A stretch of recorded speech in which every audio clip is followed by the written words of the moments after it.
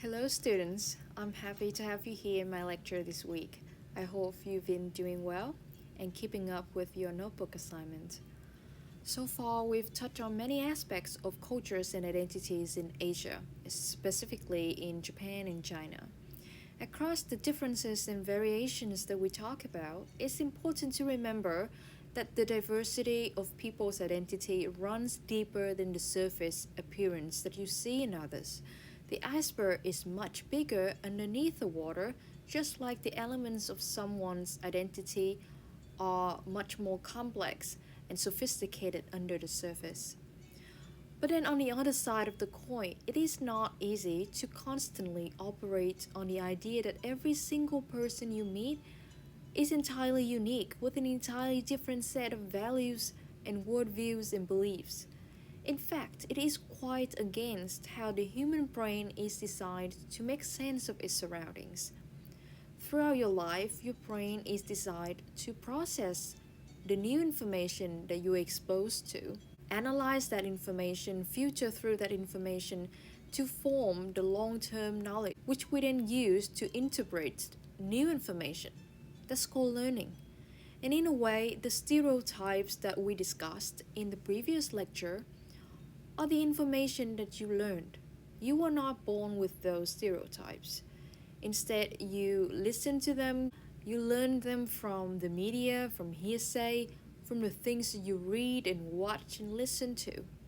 But as I've explained, the construction of those stereotypes is often not based on conclusive facts or data, but mostly on surface description and on emotions to push certain agendas.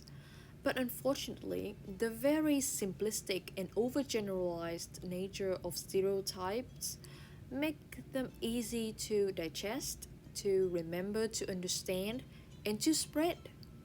But then, how do you balance between our need to construct knowledge about different groups of people as we learn and the importance of identifying the most updated, the most fair, and correct information to learn?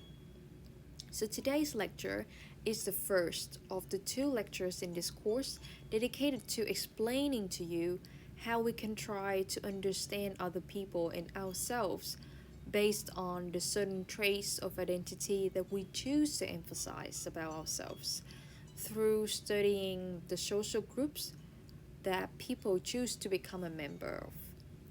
So today we will talk about using theories to understand subcultures. And next week we will talk about methods that you can use to collect data and information to construct those theories. At the end of the last lecture, I was talking about the importance of education in Chinese society and how class plays a crucial role in people's access to education. So the most relevant system that still exists today is the hukou system, or the house registration system. It categorizes people into rural and urban hukou statuses. If you're classified as urban, it means you have a lot of access to all kinds of social services, from education to healthcare to employment. If you're from a rural hukou status, your access will likely be very limited, and often it's very hard to break this circle. Most of the time, people get born into a status and kind of get stuck there. And reforms have been incredibly slow to change that. But the changes that were fast came from the internet. With easier access to social media, to pop culture, to YouTube, online forums, and games, young people in China have become more aware of their situation, right? They have more points of reference, more ways to compare themselves to others. There are many conflicting sources of information coming into young people's perception of themselves. And with such heightened awareness of what the systems are doing to their lives, but still with very little power of making the changes, more and more people become confused and frustrated, and they increasingly feel the need to kind of escape that frustrating reality one way or another. And one of the many manifestations of that inner tension that people feel is to join social groups, to form social groups, to connect with people who feel the same about themselves, who identify with the same struggles, who understand what other members of the group are going through, and ultimately to gain some sort of collective moral support from other people that help them feel less lonely, less outsider or powerless. So they form a group so that they can become insiders. And this is what they are capable of. And then when that group expands and connects more and more people, it can become something bigger than a simple social group. It can become a subculture that exists in parallel with the main cultural norms.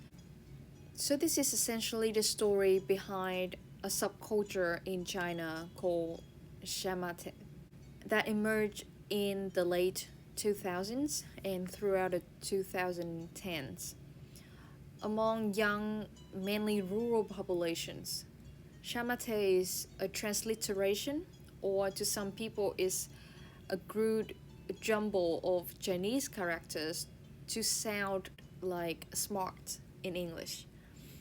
And the key to Shamate was the visual aesthetics, the outrageous hairstyles you can see, the clothing, the makeup that took exaggerated influences from glam rock, hair metal, goth, punk, and anime.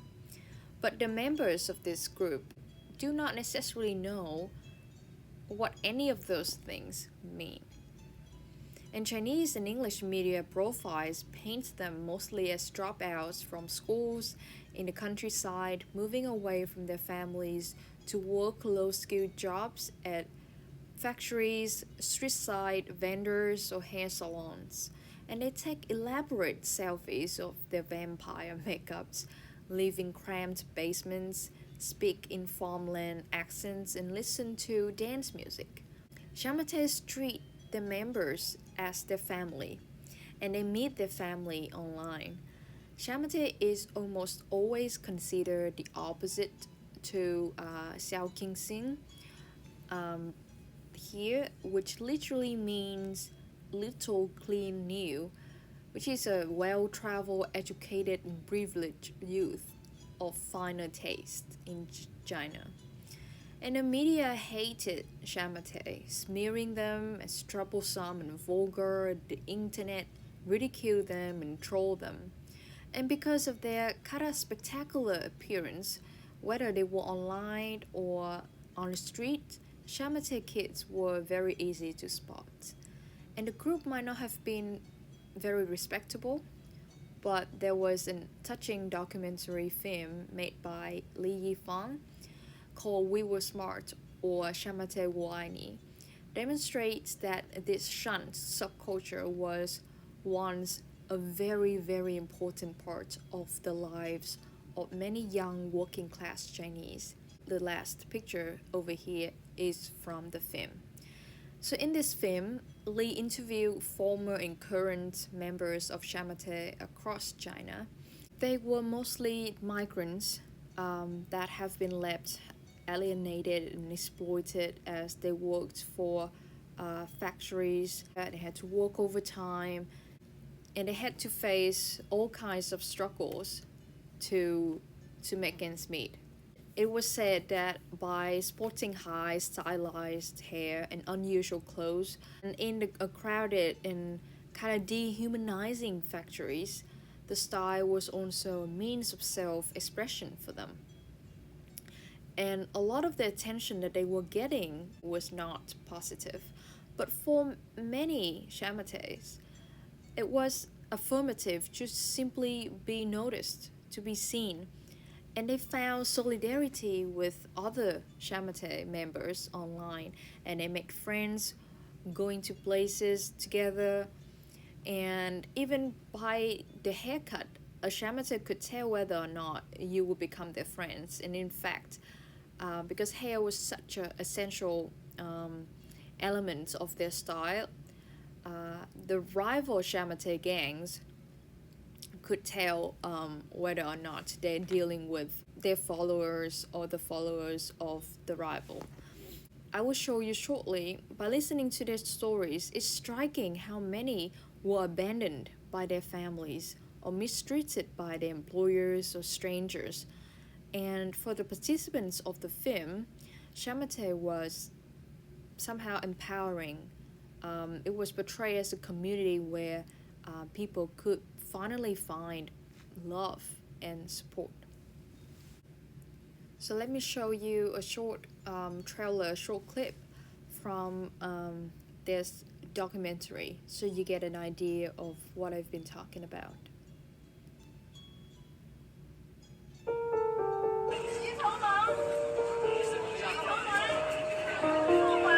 12岁我就出来，刚刚上到6年级。14岁、12岁吧，14岁、15岁、14岁、13岁、16岁的16岁是在毕节的一个沙场上和他们打仗。当时我是带着一个假的身份证去的。以前进道场时候很麻烦，还要抽血货院啊。要检查手，你的手弯的话不要。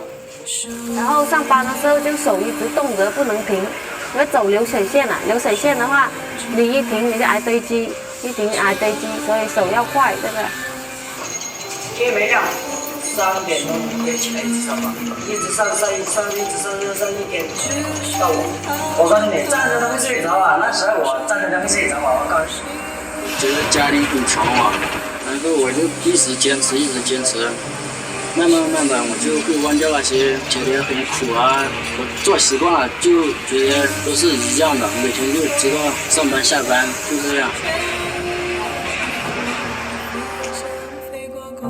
感觉就是活在一个牢笼里面，就是这样。外面的世界也不知道，什么也不知道。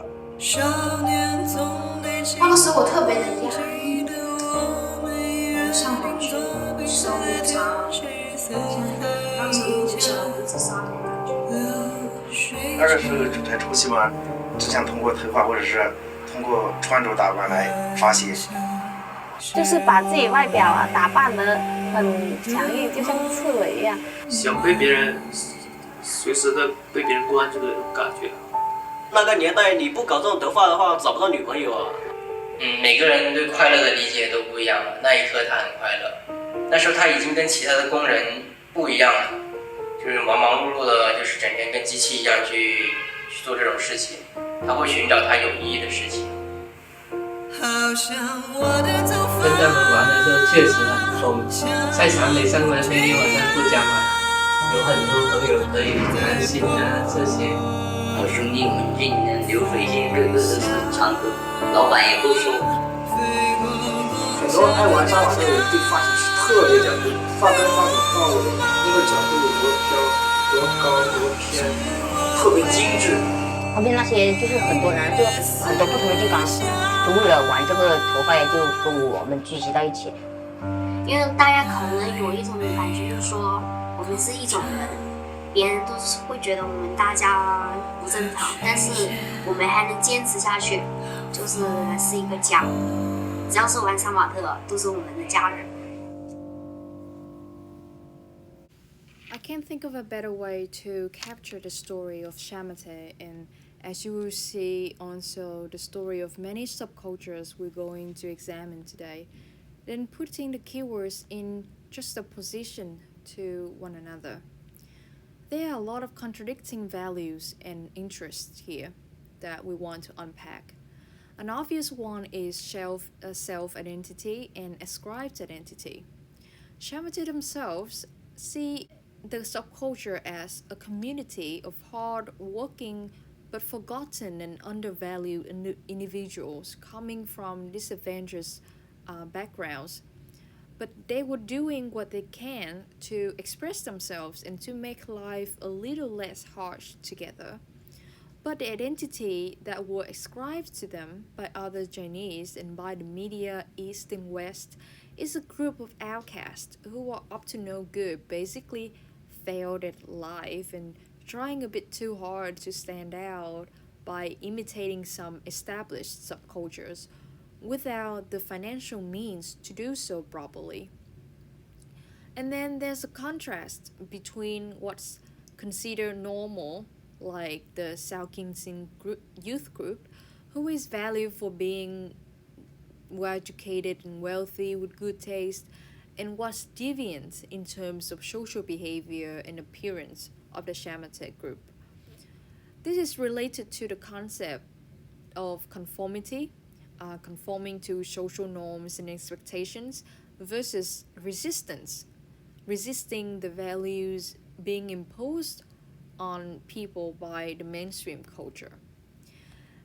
Such resisting deviant behavior can yield empathy from others, such as those who identify with Shamatha's ideas to join them, or those who are intrigued and fascinated by them and motivated to find out more about the backstory, like the director Lee Fan, or like you, hopefully, after you watch this video.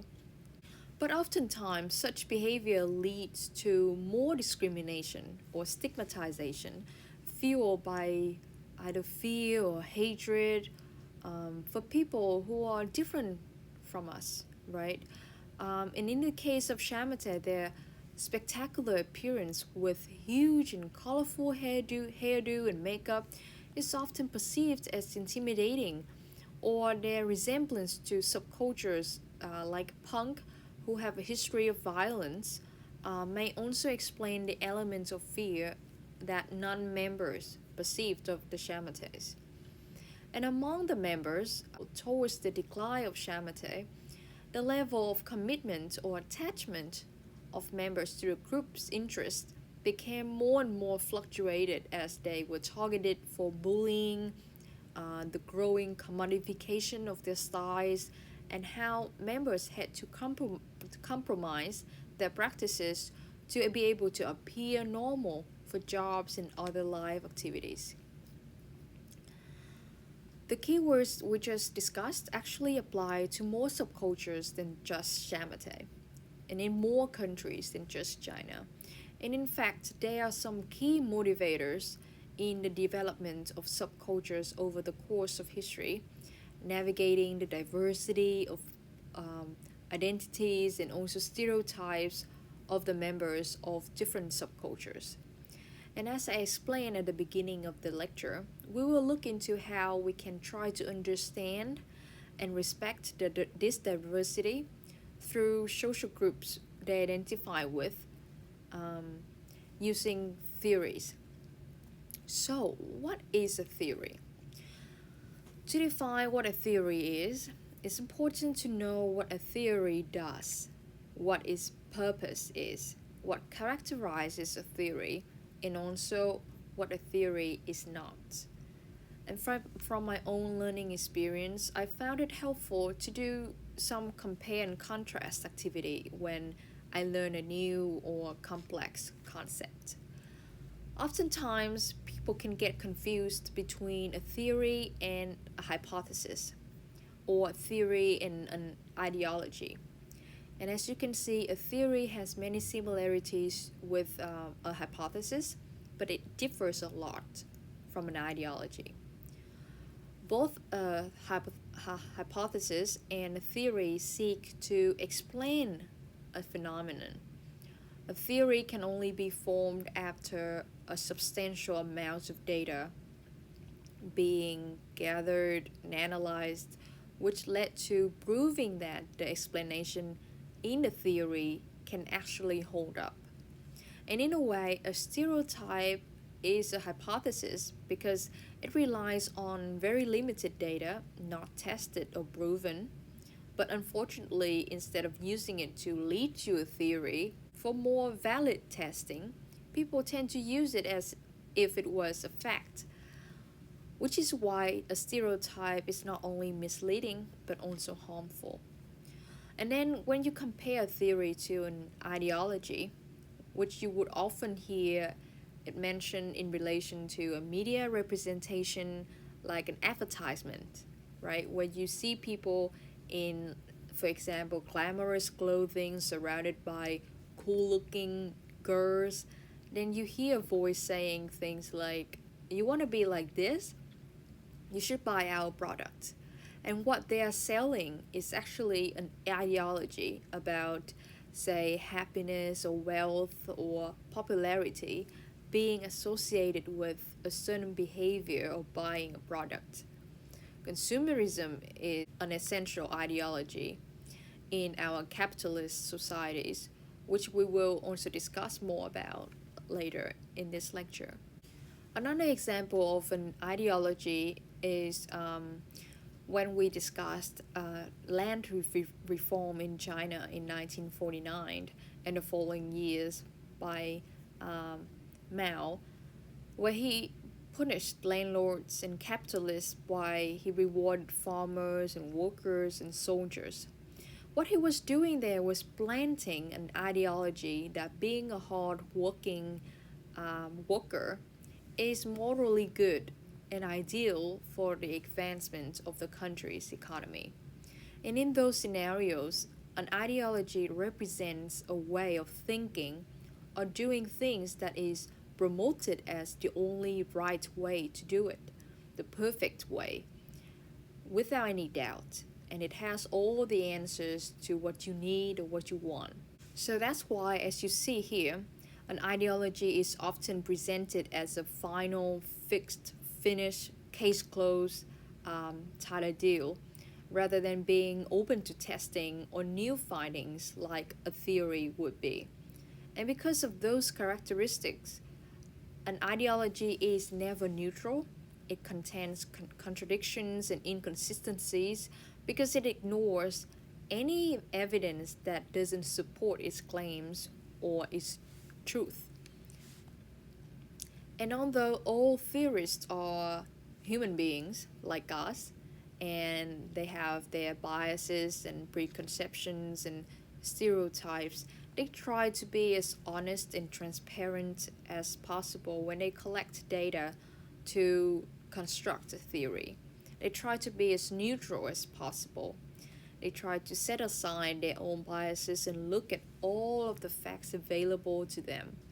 So a theory is still supposed to have limitations, and theorists welcome empirical studies to test, challenge, or confirm the theory, and they accept both positive and negative evidence. So a theory is often a work in progress. It's evolving and changing based on the new evidence that presented to it.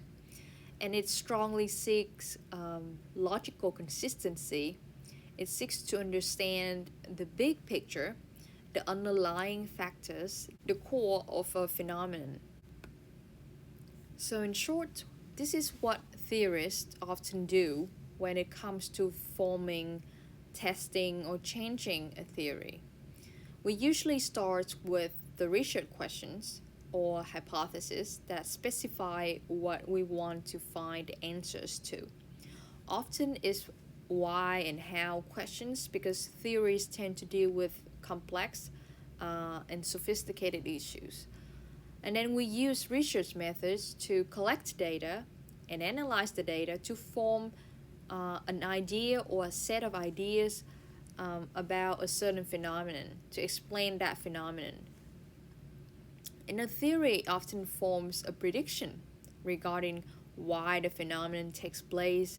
And once a theory is formed, researchers from different fields can design experiments or further research in social sciences to test the validity, the credibility, and generalizability of that theory. And then we observe the outcomes of the experiments or the further research to see if they confirm or challenge the theory. If it confirms, yay, we got empirical evidence that the theory has values.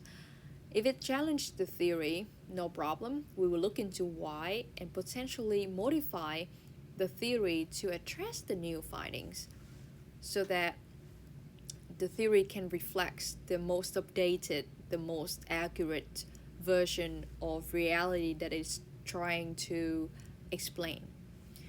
And so you should remember that a theory is not a final truth, right? It's open to be tested and changed as our understanding evolves and as new information comes to light.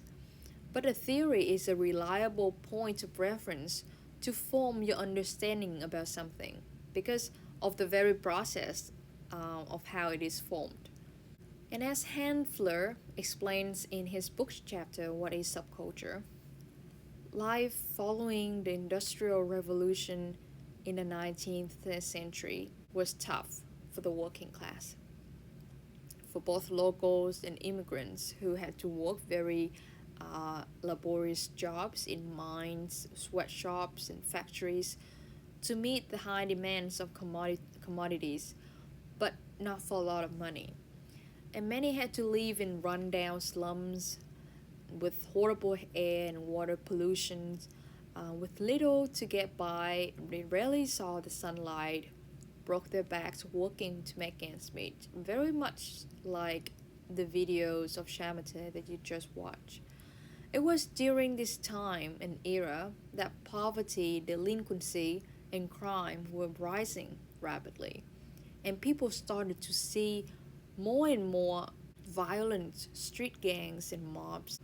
And our contemporary understanding of this phenomenon is that such dehumanized living conditions were to blame for the rise of those street gangs because immigrants flooding into urban areas searching for jobs, causing racial and cultural tensions with locals. And secondly, because it was incredibly competitive to get jobs at the time. Many people had to fight physically to get them. It was mostly chaos. But at the time, these causes were not that obvious. What was obvious was the increase of street violence, of crimes, as well as multiple scandals of horrific working conditions in factories and sweatshops, as I mentioned. People didn't quite connect the dots. So for a long period of time between the beginning of the Industrial Revolution around 1800s to the late 1980s, oftentimes these gang members were condemned and punished for their individual behaviors, as if poverty or deviance were caused by individual moral failings or psychological flaws. In the 1920s, scholars from the Chicago School became the first to propose a subculture theory, and shortly after added by scholars from the Birmingham School to investigate the ways in which individuals join groups of deviants. As you might have noticed, the meaning of subculture back then was quite different from what we understand today, as in the case of Shamatha's subculture. It doesn't mean that subculture has two different meanings, but rather its meaning has changed and evolved as our societies do, just as how a theory is supposed to develop over time. But before we explore how the Chicago School scholars talked about subculture, let's take a look at what it was like living in the late 19th, early 20th century. This is a short clip depicting what Upton Sinclair wrote in his scandalous 1906 novel The Jungle about the working conditions in a slaughterhouse in Chicago. Handler mentioned this novel on page 3 of the book chapter that you read. On the morning of February 10th, 1906, as Wiley was busily preparing for the coming battle in Congress, the American public awoke to the shocking headlines about a scandal within the meatpacking industry. Newspapers were filled with stomach-churning details of the filthy conditions of Chicago's largest beef companies, as described in a damning new book called The Jungle by novelist Upton Sinclair. Sinclair had spent nearly 2 months working undercover, documenting the inhuman labor practices and unsanitary conditions on factory floors. Stories of rat infestations, widespread contaminated and diseased carcasses, and even of human appendages finding their way into processed meat and onto grocery store shelves. The jungle was not written as an argument for safe food legislation. It was written as an argument on behalf of workers' rights, but it had unintended consequences. There were a number of scenes in the novel about rats, getting into the meat and being turned into sausage, about how filthy the conditions were, and Americans were eating a lot of meat. There were stories of people distracting the inspector who was there to check for tuberculosis in cows, so that cows that they knew were tubercular could just be passed through and end up in the cooling cars. The book describes mold-covered meat that's washed off in a bath of borax and then goes back into the food supply. The walls are scummy with rotting meat that is dried and blood spattered and germs are growing everywhere. You have the fresh cuts of meat on down to the pieces of meat on down to the scraps of the pieces of the spoiled meat, and they're all going into different products and being canned and sold to different populations who are completely ignorant of what is or isn't going into their food. It was a portrait of an industry run amok, an extremely worrying depiction of America's food supply that transfixed the country. I aimed for the public's heart, Sinclair recalled, and by accident, I hit it in the stomach.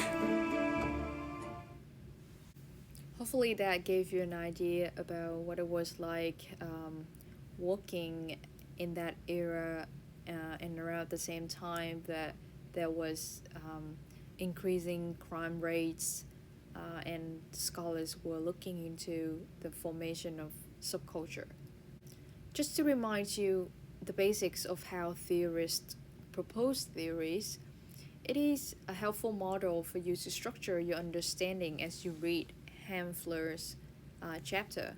The scholars were interested in the social phenomenon of people changing behaviors, especially young people, which appear to be contributing to higher delinquency and crime rates. So they posed the question, why did people start doing that? What's happening in their minds that led them to do that? And so on. And then it followed the remaining steps to find out the answers.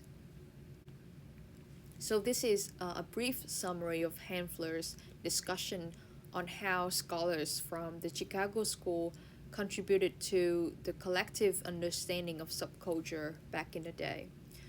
So that theory counter-argued that social deviance and crime were products of the social changes at the time that were putting psychological and social strains on people through poverty, unemployment, social injustice, discrimination, and the gap between a promised bright future and the harsh reality where social mobility was blocked for the poor and the disadvantaged. The Chicago School scholars argued that these were the environment that drove people to resorting to violent, dishonest, or legitimate means to get by. And other scholars from this school also argued that deviance is a social construct. Deviant acts are not deviant in nature, but rather are labeled by the government wishing to control, to manipulate public opinion, to demoralize gang and club members as threats to the society, and therefore to put blame solely on the individuals rather than on the systems that put those individuals in such living conditions. So stigmatization was part of the explanation for the rise of subcultures in terms of deviance. And how did these scholars arrive at these arguments, right? So they did research, as you heard from the video, Upton Sinclair spent 2 months undercover in that factory to document everything that was happening in the factory. And then he used that data, that information, to write his book. It was the kind of research that could allow insiders to have subjective voice, participant-focused methods, field work, as Sinclair did, also participant observation. Sinclair also did that. Ethnographic interview. It would allow first-hand accounts to be voiced and understood rather than just stigmatized labels and one-sided assumptions from outsiders. But although they contributed a lot to advocating for workers' voice, views put forward by the Chicago School were criticized as being too deterministic and not allowing a lot of space for the different motives of people for forming and joining subcultures. And fast forward to the mid-1960s, around the birth of punk rock as a music genre and subculture, we have more scholars from Birmingham School, specifically the Center for Contemporary Cultural Studies, CCCS, adding to the subculture theory with an emphasis on social class. So following World War II and the bloom of movies and television giving the stage to youth or teenagers to enjoy their newly found pleasure and freedom from the working life. But that wasn't the case for all youth. Those in the working class were in a shrinking population as the middle class rose during this deindustrialization and deurbanization. In the capitalist society, the working class became marginalized and dominated. The mainstream mass culture and its ideologies about what it meant to be culture or civilized, promoted by the middle class, form both economic and cultural hegemony, with the intention to keep the working class in submission and serving their interests. This is a class structure that coerced identity on working class youths, mainly boys. The subcultures formed around this time were to resist this class structure. And punk was among the most influential and widespread groups to demonstrate this symbolic resistance.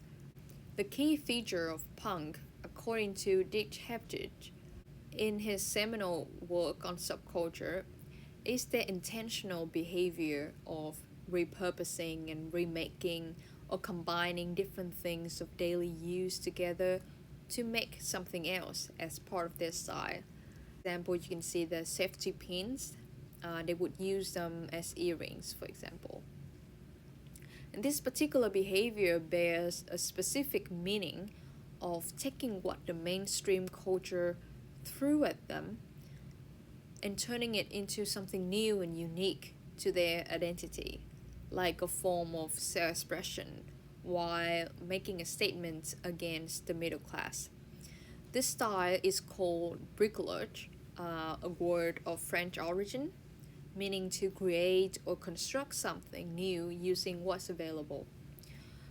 Quite similar to the government's and media's reaction to street gangs, punk subculturists were treated as moral threats to the society, and overreaction in the media representations as well of punk members.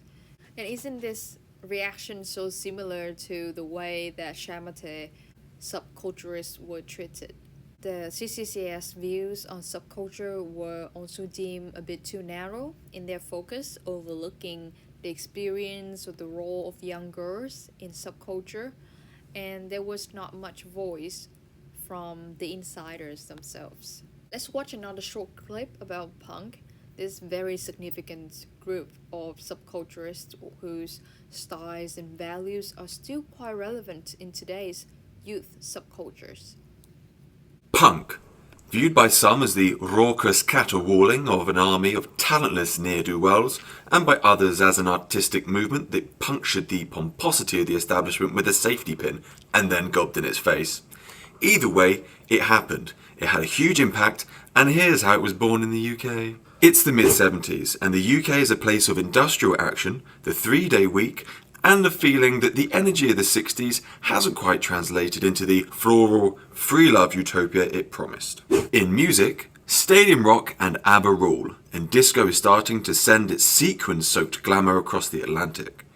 For some young people, the dichotomy of what they see in their streets and what they see on top of the pops is too much to handle. It's time for a change. The 60s tried love, they will try anger.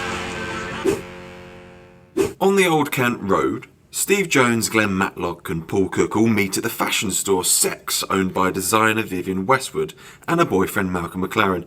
Searching for a lead singer, a young John Lydon is spotted wearing an I Hate Pink Floyd t-shirt and recruited to front what would become the Sex Pistols. The combination of the band's driving garage rock and roll sound and Lydon's acerbic and political lyrics would set the tone for what was to follow. Throughout 1976, the touring Sex Pistols would start to influence many artists around the country, producing pockets of punk that would grow in their own directions. Singer with the pub rock band The 101ers, Joe Strummer, saw the Sex Pistols and instantly started the clash.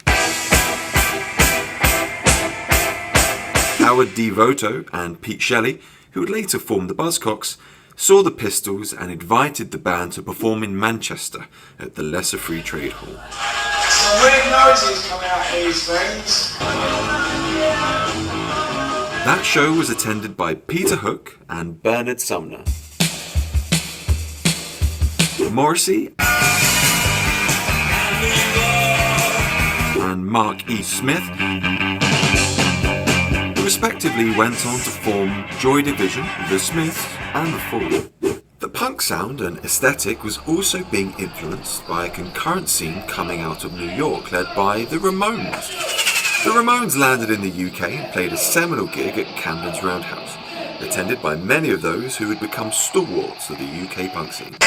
All that was needed now was for punk to break into the mainstream, and first out of the blocks was The Damned, releasing the first punk single, New Rose, the 3-minute masterpiece written by Brian Jones.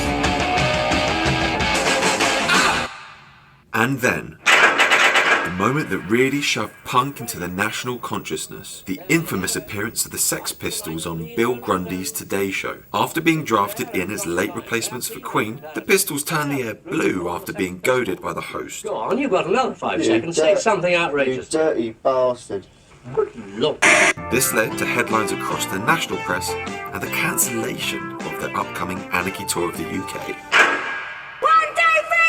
Heading into 1977, an army of bands had formed with a new sound and attitude, ready to turn music, art, politics and culture on its head. So, that's the story of the birth of punk in the UK. But how exactly did punk change the cultural landscape? So one of the ways that punk really affected culture is you have, for the first time in the UK, low culture transcending into higher culture. And what I mean by that, you had examples with the mods and the rockers, different moral panics where the mainstream press and really the framework of society was terrified that a youth movement would change the values, the ethos, and the way that people live in Britain. But what happens with punk is you go from kids using that music, that energy as a way to express their circumstances, whether it's being working class, not being able to get a job, and it going from a small specific group of people into the wider pantheon, if you would, of the kind of fashion being on the runway. And now it's to the point where at Tiffany's, the most expensive jeweler probably in the world, or most notorious jeweler, you can get a platinum lock like the one that Sid Vicious wore. So it's the ultimate going from something that is impactful and meaningful for a specific group to something that's just a fashion statement. So there she was mentioning about the commodification of a subculture, and I would like you to also take note of the fluidity of subcultures in its relation to higher culture, mainstream culture. It doesn't quite have a hard line around it, and that would come in handy later in our discussion. As usual, let's take a 5-minute break. You can rest your eyes, stretch your legs, have a water, say hi to your dogs and cats for me if you want, and then we come back and finish the lecture together, okay? So I see you in a bit. Welcome back. So we've covered quite a lot of content regarding how a theory of subculture has developed for centuries in different parts of the world. To summarize, following the Industrial Revolution and urbanization, large numbers of immigrants flooded to big cities to find jobs, causing tension economically, socially, and culturally. And this gave rise to new curious phenomenon of people from similar backgrounds and motives to form social groups. And they were either street gangs or clubs that dressed and behaved in somehow questionable ways to outsiders.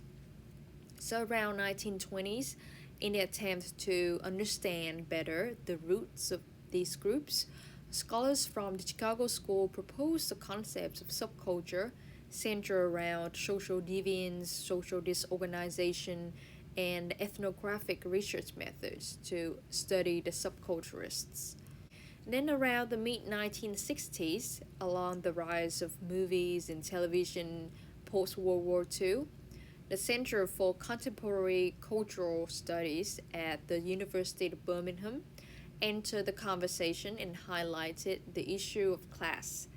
So during the decline of urbanization and the deindustrialization, class privileges and identities of the rising middle class overpowered that of the working class and formed a class structure that marginalized the working class, leading them to resist through forming subcultural groups. So we saw the emergence of punk as an example of how influential subcultural groups can have real social influence.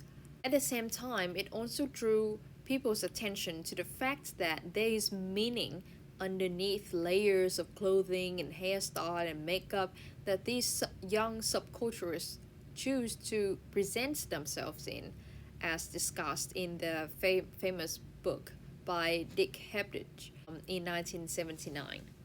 The meanings will vary among groups depending on the members' values and backgrounds and the message that they want to convey. Towards the end of the video about punk, from the early 1990s, we saw a decline of the traditional formation of subculture as consumption of commodities and products started to play a bigger role compared to other issues such as class or social deviance or crime. That's also when scholars observed a turn into a post-subculture era with the emergence of new tribes and fandoms along with other categories of social groups where membership in a group involves more pleasure, more consumption, more creativity rather than just an attachment to the group's interests. So now hopefully you've got a clear idea about what subculture means, and I'd like to solidify that with the neat definition of subcultural theory.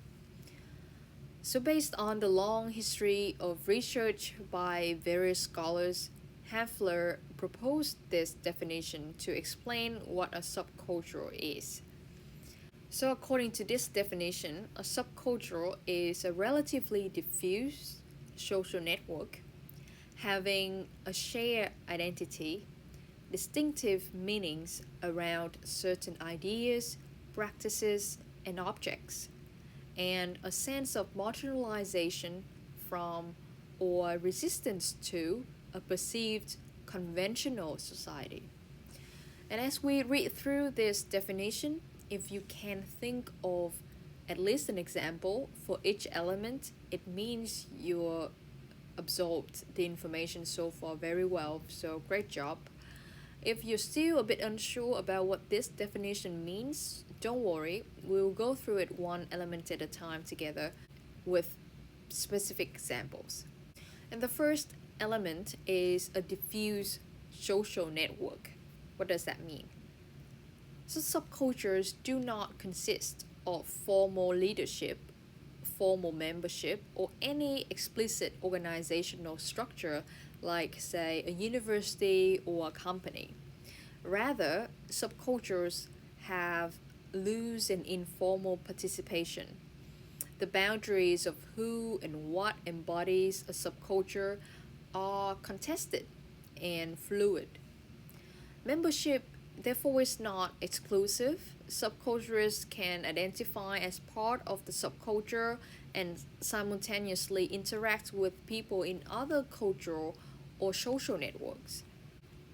As a result, the boundaries between mainstream culture and subculture are often indistinguishable, as the two cultural domains can share ideas and coexist in the lives of the individuals. So, Juggalos are the fans of the band called Insane Cloud Pose, or ICP. The ICP is an American hip hop rap duo formed in Detroit in 1989. They attend festivals, they hang out with fellow Juggalos, but they also take off their clown makeup to go to work to participate in other networks of social interaction. So, this wide variety of cultural information from the outside world can in turn be shaped with the Juggalo culture and vice versa. So, in other words, subcultures and other cultural networks interact with each other and can adapt as they exchange meanings and values, because at the end of the day, we have many different identities existing within ourselves. We play many different roles. As it is within ourselves that all of these different sets of values and meanings interact. The second element of definition, which is shared identity. So subcultures not only share an identity, they also share values and practices and cultural objects. So for example, the straight edgers, who are members of a subculture called straight edge, they hardcore punk, but they deliberately refrain from using alcohol or tobacco and other recreational drugs to react to the excesses of punk subculture. They practice clean living or substance free, and they purchase objects of importance such as the popular hardcore punk albums. Another interesting example is the subculture of underground drag balls. Underground drag balls are competitions that consist of individuals, mainly queer youth of color, who perform different drag genres and categories. The ball participants share their identity as queer youth of color. As part of the ball scene, they also have knowledge of certain values, rituals, objects, slangs that are unique to the subculture. And the value of queering oneself and expressing one's sexuality at the balls illustrates how the subculture deviates from mainstream norms and values surrounding gender and sexuality. The third element is distinctive meanings around ideas, practices, and objects.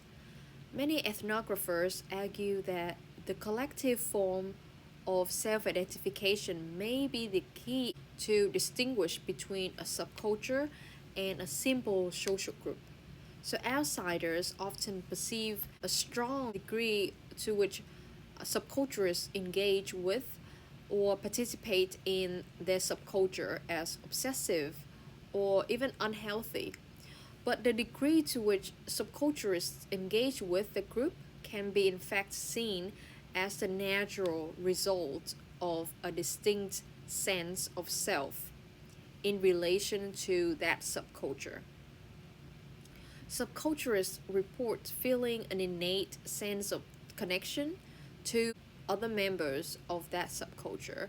They do not always require personal relationships among the group members to feel that connection, and therefore it's important for us to distinguish between social groups that developed a common bond, meaning attachment to other group members, and subcultures comprised of people that share a strong common identity. So, for example, juggalos often report feeling a very strong of deep connection or belongingness that transcends the place that are able to bond over. They say things like, you can walk to anyone here and talk to them because it's family. Shared identity can be both internal and external. On a day-to-day basis, ICP gear and tattoo symbols signify to others their subcultural participation, therefore making it easier to spot each other in a crowd. The fourth element is a sense of marginalization.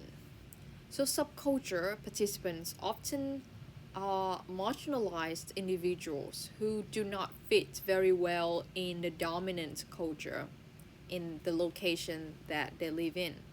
As Howard Becker notes in the labeling theory, as you remembered, dominant social groups determine who the out-group is based on the shared values and norms of the in-group. The in-groups are oftentimes the dominant culture that decide which values and norms the out-group cannot perform. Since these individuals cannot meet the norms of the dominant culture and therefore labeled as deviant, they are marginalized from fully participating in the dominant culture. Therefore, the shared marginalization is the idea that many subculturists can share the same outsider status despite having different backgrounds in the mainstream society.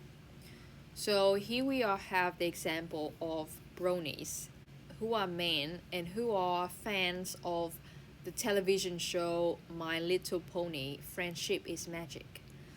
So bronies exemplify a group of marginalized individuals who make up a subculture for themselves. So bronies often find themselves marginalized by the mainstream society because they are adult men who enjoy watching and having conversations about a cartoon show targeted for young girls. At the same time, it's also important to note that subculturists can choose to be marginalized. They may not be marginalized structurally due to their individual backgrounds, but they can choose to do so. So, for example, individuals participating in the rock subculture might wear their hair in a mohawk and wear tattoo sleeves to purposefully draw attention or raise the eyebrows of people in the mainstream society. And then the fifth element of the subculture definition is resistance. Resistance to dominant hegemonic cultural values often accompanies subcultural participation. Scholars suggest commonly there are three dimensions of subcultural resistance. The first dimension is whether resistance is passive or active based on the participant's intention to resist. The CCCS, for example, views subculturists as passive consumers. The second dimension is that whether resistance exists on a micro or macro level, depending on what or for whom the resistance is directed. At the micro level, resistance may be developed as a psychological defense mechanism against bullies or peers, but on a macro level, resistance is usually targeted as politicians or policymakers regarding certain topics such as birth control bans or LGBTQ plus rights or abortion rights and so on. The third dimension of subcultural resistance is whether it is overt or covert. Depending on how the behaviors, the actions of the subculturists are interpreted by others.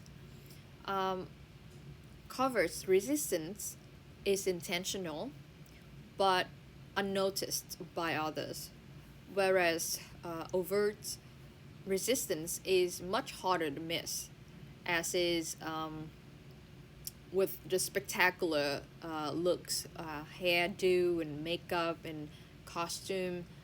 So as you've read in Hamfler book's chapter, subcultural theorists at the turn of the previous century identified a need to create more accurate and specific categories for the diffuse social networks that appear to have diverted from the traditional understanding of subcultures. And as I mentioned, the rise of movies and television as well as sports, theorists observed that a much higher level of pleasure and consumption of goods inspired by those movies, TV shows, and sport teams in a more current formation of these diffuse social networks. So they call these neo-tribes or fandoms to reflect more accurately the motives behind these new groups. That is not to suggest, however, that the attachment that members of neo-tribes or fandoms cannot be as deep or meaningful or serious or strong as the identity bonds that subculturists can have with their fellow members. So movies, TV shows, most of the time they do contain explicit or implicit social commentary on issues of the day, expressed through the story plot or character development or script, among other factors. And this is the very origin of values and ideas and identities that fans can become attached to. And through interacting with other fans, they may also quickly learn how they share certain social backgrounds or ideologies. And can fandoms and neo-tribes grow into subcultures? The answer is yes. And can different members within the same neo-tribe fandom or even subculture float from one identity to another depending on their levels of commitment or their intentions? Yes, as we've discussed, the boundaries are very fluid and oftentimes blur indistinguishable. If you find yourself wondering, for example, whether a certain social group that you're interested in, say for your research essay, you want to know if they're a subculture, they're a neo-tribe, or fandom, you may refer back to Hamfler's definition that we just discussed, right? So does it match all of the elements included in the definition of subculture? If the answer is yes, then how do you know? Did the group members say so? We can start looking into the methods behind the information that you're citing to answer the first question. Did the information come from a systematic investigation of the social group in which the group members share their understanding about their identities or values or practices? Or was it from an outsider looking in? Then if the group has existed for a while, you may also look into its history. How has it developed over time? Did it pick up new values or ideologies along the way? And not just the past, we always need to look at the present practice of the group members objectively. How does the membership to this group influence their behaviors or their self-identity? Is it motivated by consumption or profit or something else, something deeper? And what broader social cultural roles do members play? Or what implications do they have on the society in general? And are they contributing to a bigger social movement or social change in any ways, thanks to their values that they're promoting? Things like that. So one way you can try to understand the different roles that members of social cultural groups may play in the broader society is by looking at it as a spectrum consisting of four factors: attachment, which reflects their personal identity or values; creativity or activism; pleasure and consumption. So on the spectrum, in between creativity, activism, and attachment, we have members who are fanatics. They don't tend to buy a lot of merchandise, so they can be a little bit threatening to business models that treat group or club interests as a commodity. Instead, they are more focused on the main subject of the club that they are in, such as the sport teams or the novels or the TV shows. And they enjoy using this interest to create fan art to show their support, and they can inspire social movements. And then in the creativity, activism, and pleasure quarter, people on the spectrum tend to be producers who use their various skills to enhance the representation and dissemination of the group's interests. For example, many of them work as suppers or dubbers, right? And like fanatics, producer also creates fan fiction and fan videos. They also organize meetups and events to further promote the culture that they're following and strengthen the bond among group members. And then sitting between pleasure and consumption, we have our consumers who mostly buy products and services such as going to concerts and matches. So marketers see them as valuable members of a group for their spending powers. They are often suggested to have weaker level of personal attachment or weaker identification with the group, meaning it can be not very deep or meaningful or long lasting because they're more focused on the pleasure side of being members to this group. And then we have advocates sitting between consumption and attachment, who are often vloggers and influencers. Like consumers, advocates buy a lot of merchandise and services, but not only that, they also very enthusiastic in winning over new people and convincing them to join the group. Marketers love advocates as they are seen as the front runners of keeping the franchise or the sports team alive in the fandom and pushing up sales and growing the fandom. That said, we need to be careful not to cast judgment or stereotypes on the identity of members of social or cultural groups. The point of the whole course is to help you develop a stronger sense of respect for the diversity and differences that you perceive in others. So, and as you've seen so far, the formation of theories often involves developing different labels, different categories, but these are to help us learn and understand more accurately and comprehensively how different groups differ in ways that matters to them. And we only investigate one subculture theory so far in this lecture in depth, but there are many other theories about each and every specific subculture and neo-tribes and fandoms as well. Okay, so it's important that we are humble about what we know and what we don't know rather than making assumptions based on the limited information that we offer you in this course.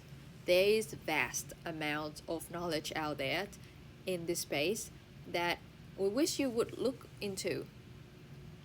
Speaking of vastness, let's use the same iceberg analogy. Again, the identities of members in social cultural groups are like the iceberg. They are surface appearance, the way they wear their hair or their makeup, the way they dress, the things that they buy and consume, and there are deep and deeper levels of values, ideas, ideologies, attachment underneath all of that. So unless you research or ask, it's difficult to know or understand fully. Right, we're almost there. To wrap up this lecture, I'd like you to reflect back to the story of the shamanic subculture group we talked about at the beginning. I want to know, how do you feel about them now? Can you use the terms or concepts we've discussed so far to explain what was happening there in that group? And how has your understanding of subcultures and related identities changed? Also, have you had any personal experiences related to the topics covered in this lecture that you can share? So I hope you can note down your response to these questions in your notebook. Just note down a few dot points so you have something to share in your group in the workshop next week. Finally, as routine, I like to use this time to remind you of ongoing assessments you should be working on. You may be aware already that the personal identity assignment was due on Tuesday. Thank you for all of your submissions. We're working on them. It's been very interesting. For those who haven't turned in, you still can. And I know this only been a few weeks into the course, but we've actually touched upon many topics and issues that can have great potential to be good topics for your research proposal and essay. I'd like to talk a little bit about what makes a good topic. Well, first and foremost, it needs to be personally interesting to you, meaningful to you, not what you think we like, but what you like, okay? Second of all, it should start with a good question. Remember how theorists need to have a question, before they could collect data and analyze data to develop a prediction. So a good question in the field of sociology, humanities, and social sciences, as we are in, is usually a why question or a how question. It should seek to explain why or how something happens the way it does, and it seeks to find out the meanings, the implications, the rationale behind a social phenomenon. And how do you find such a good question? Well, you start with something you're interested in, or something you're passionate about, or curious about, something you don't know the answer yet, something you want to find an answer to, because it means something important to you, to your identity, or to your culture. Let me give you an example from my experience. When I was doing my undergraduate studies in Japan, I was fascinated by Hayao Miyazaki films, particularly Spirited Away. My other interest was in education, so it led me to watch and interpret Spirited Away from a perspective of child education, learning, parenting, that kind of stuff. So my question at the time was, why did Miyazaki portray Sen Chihiro's journey the way he did? And how did the values or beliefs embedded in each and every character that Chihiro met along the way contributed to the shaping of her identity? And how does that portrayal bear resemblance or was inspired by or differ from the formal methods that Japanese parents and teachers use to educate their children? So you see, a research topic can come from a simple thing, as simple as something you like, a movie, a song, a book. But it shouldn't stop there. You should keep asking yourself questions. Why do you like it? What do you identify with so much about it? And if your answer at the beginning was, well, because it's entertaining, then keep asking, why is it entertaining? Is it because of the jokes that they're making? What are the jokes about? What kind of people or things are the butt of the jokes? What are the premise of the joke for it to be funny to you? What does it say about your background? and so on. Keep asking questions until you don't have the answer anymore, until you have to pause and reflect, until you become curious to know more. Then that's your research topic. Alright, it's been a pleasure to be able to deliver this lecture to you today. I know we've covered a lot of content, and I believe that some of you might have a lot more to say, a much better understanding about some of the things that mentioned in the video clips, and I very much look forward to hearing about them in a workshop. And in the meantime, please take care.